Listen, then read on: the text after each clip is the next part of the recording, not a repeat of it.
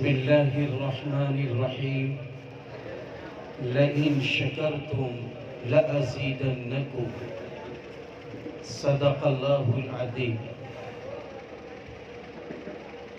نفع دینی دیکھ تو دنیا کی بہبودی نہ دیکھ، مرضی رب دیکھ تو اپنی مصلحت کوئی نہ دیکھ.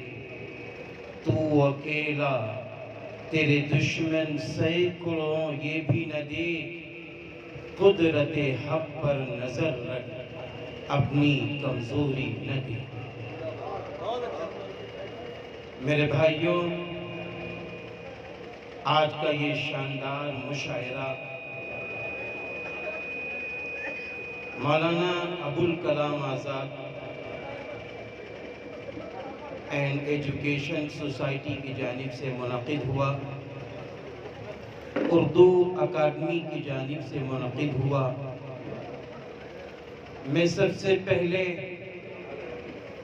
شہر لکھنؤ کے وہ شعراء حضرات جنہوں نے اس بات کا ارادہ کیا کہ میں سرزمین قصبہ خیر آباد کو چنوں اور ایک شاندار مشاعرے کا انعقاد کروں، تو ان کی فکر، ان کی سوچ کو میں تہہ دل سے مبارکبادی پیش کرتا ہوں. اور اچھی فکر، اچھی سوچ آپ کی ہے، کیونکہ ہمارا خیر آباد لکھنؤ سے کل بھی جڑا تھا، آج بھی جڑا ہے، کیونکہ یہ اودھ میں شریک ہے. دوسری بات، سرزمین قصبہ خیر آباد ادبا، شعراء، فضلاء، علماء، مفتیان اعظام اور اولیاء اعظام کی سرزمین رہی ہے اور ہے اور انشاءاللہ رہے گی. یہی وہ سرزمین ہے جہاں سے بڑے بڑے نامور شعراء حضرات نے ملک ہندوستان ہی نہیں بلکہ عالمی سطح سے شہرت حاصل کی. مجھے اس پر فخر ہے کہ اللہ تعالیٰ نے مجھے خیر آباد میں پیدا کیا ہے. نام کے اعتبار سے بھی یہ اعلیٰ ہے، کام کے اعتبار سے بھی اعلیٰ ہے، افراد کے اعتبار سے بھی اعلیٰ ہے، علمی میدان میں بھی اعلیٰ ہے. کل بھی ماشاءاللہ اعلیٰ تھا، آج بھی اعلیٰ ہے اور انشاءاللہ اعلیٰ رہے. میرے بھائیوں، جہاں ہمارے اسلاف نے، بزرگوں نے شعر و شاعری میں بڑا مقام و مرتبہ پیدا کیا ہے، تو آپ کی ادبی محفلوں میں آنے کے بعد مجھے یہ محسوس ہوا کہ میں اندھیرے میں ہوں. کیونکہ چند ادبی نشستوں میں جب میرا جانا ہوا تو میں نے اپنے رفقا کو دیکھا، اپنے دوستوں کو دیکھا.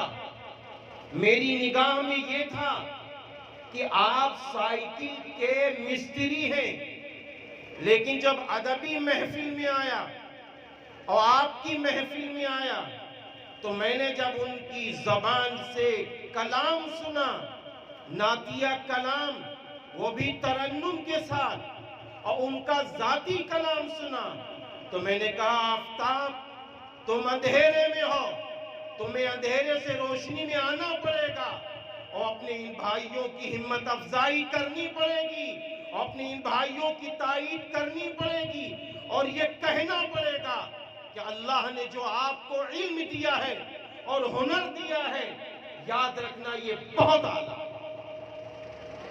کیوں؟ اس لیے کہ نعتیہ کلام کا لکھنا یہ سب کے بس کی بات نہیں ہے.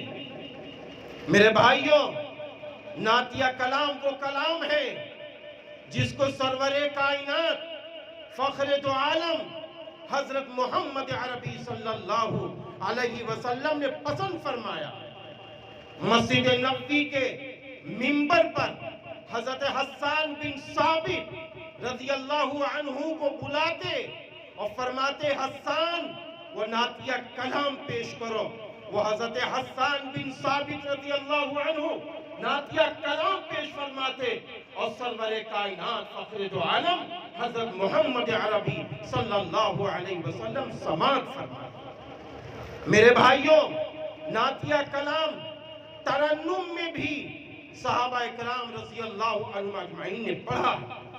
اس لئے میرے بھائیوں، میں آپ سے یہ بات ضرور کہوں گا کہ نعتیہ کلام کا ہنر آپ کے اندر ہے، اور نعتیہ کلام میں آدمی اسی وقت فائق ہوتا ہے، اسی وقت ممتاز ہوتا ہے جب اس کے دل میں اپنے علم کے ساتھ، اپنے ہنر کے ساتھ، اپنی سوچ کے ساتھ، اپنی فکر کے ساتھ جب عشق رسول صلی اللہ علیہ وسلم دل میں ہوتا ہے، تب وہ شخص نعتیہ کلام لکھتا ہے اور پھر نعتیہ کلام پڑھتا ہے۔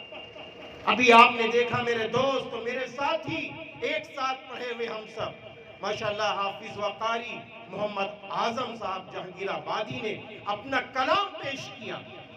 قسم خدا پاک کی کھا کے کہتا ہوں، ہو سکتا ہے آپ کے دل میں یہ ہو کہ میں ادنا درجے کا ہوں، اما وہ ادنا کیسے ہو سکتا ہے جس کے لیے مدح سرائی کے لیے فرشتوں نے مدح سرائی کی ہو۔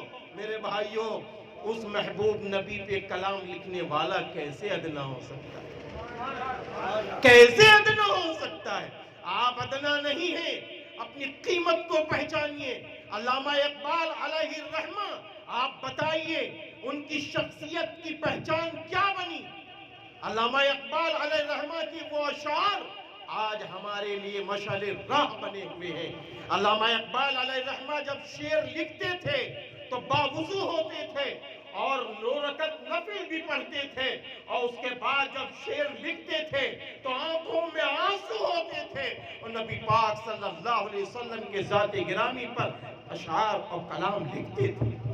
اس لئے میرے بھائیوں، یاد رکھیے گا، چاہے وہ اردو ہو، اردو لشکر کو کہتے ہیں۔ اردو کے معنی لشکر کے آتے ہیں، یہ لشکری زبان ہے۔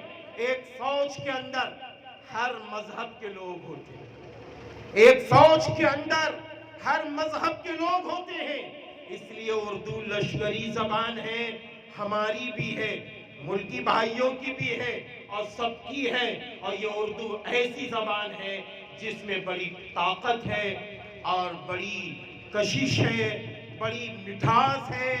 جہاں بھی آپ اردو بولیے تو لوگ آپ کو پہچان لیں گے کہ آپ شہر لکھنؤ سے چلے آئے یا تو آپ حیدرآباد سے چلے آ رہے ہیں۔ میرے بھائیوں، پہلی بار بنگلور گوا جانا ہوا، گوا میں گاڑی میں بیٹھا ہوا تھا، لوگ مجھے لے گئے، تو اسی گوا کی بات بتا رہا ہوں، سچ بتا رہا ہوں۔ جب میں نے بولنا شروع کیا تو وہاں کے لوگ بہت اچھی طرح قریب ہو کر اپنی زبان میں کہنے لگے، یہ لکھنؤ، تم نہ لکھنؤ یا تم نہ حیدرآباد، تم نہ لکھنؤ یا تم نہ حیدرآباد حضرت، یہ جملے ان کے تھے۔ اور پھر وہ کہنے لگے بڑا اچھا لگا۔ یہ ہے وہ اردو زبان جس میں مٹھاس بھی ہے، جس میں چاشنی بھی ہے، جس میں سب کچھ چھپا ہوا ہے، یہ ہے وہ اردو زبان۔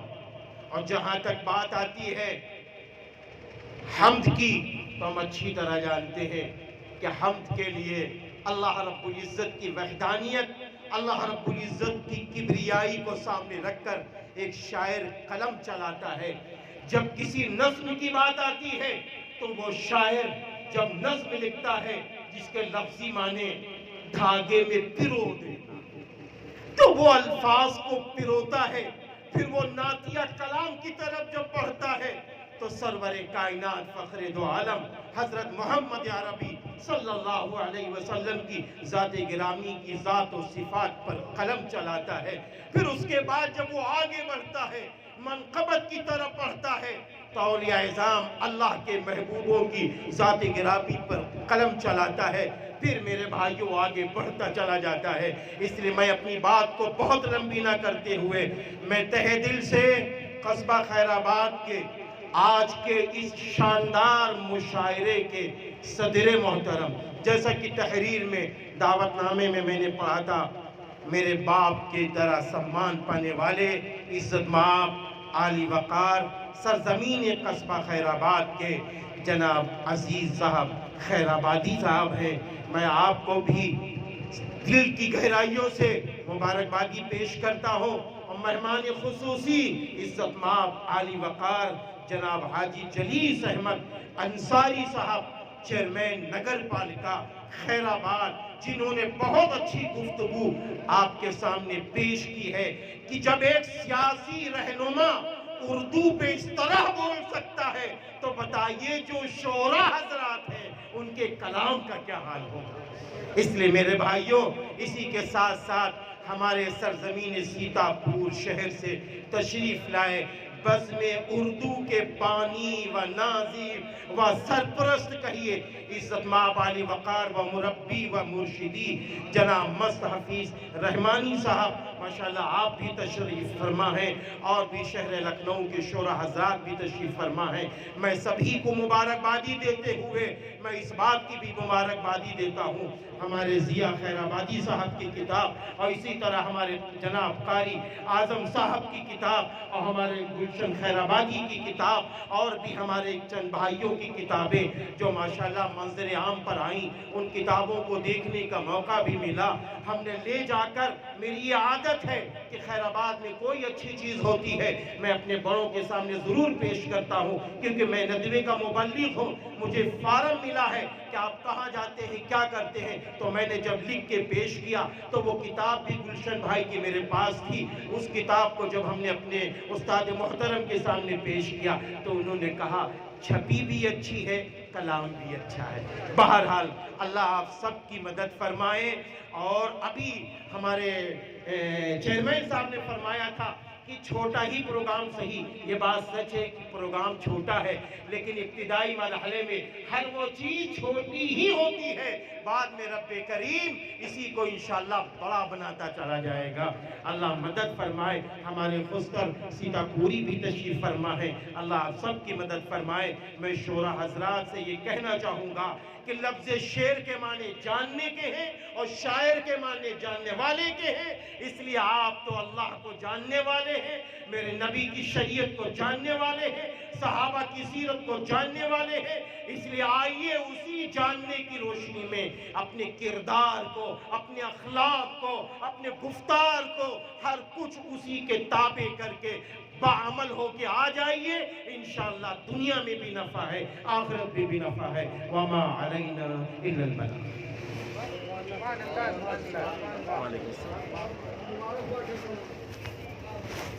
ابھی آپ حضرات کے درمیان مفتی جناب آفتاب ندوی صاحب خطاب فرما رہے تھے. انہوں نے اپنے خطاب میں اردو کی اہمیت بھی بیان کی اور شعراء کرام کی اہمیت کو بھی تسلیم کیا. اسی کے ساتھ ساتھ نعت القبر کی افادیت پر بھی روشنی ڈالی. میں مشاعرے کا باقاعدہ آغاز کرنے کے لیے آج کے ناظم جناب عاصم کاگولگی کو دعوت دوں.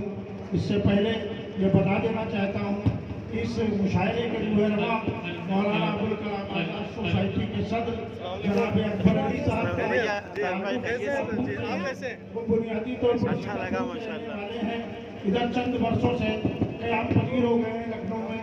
ظاہر سی بات ہے اپنے وطن کی محبت ان کو یہاں تک کھینچ کر آئی اور انہوں نے یہ مشاعرہ خیر آباد میں منعقد کیا. میں جناب عاصم کاگولگی سے درخواست کر رہا ہوں کہ باقاعدہ مشاعرے کا آغاز کریں.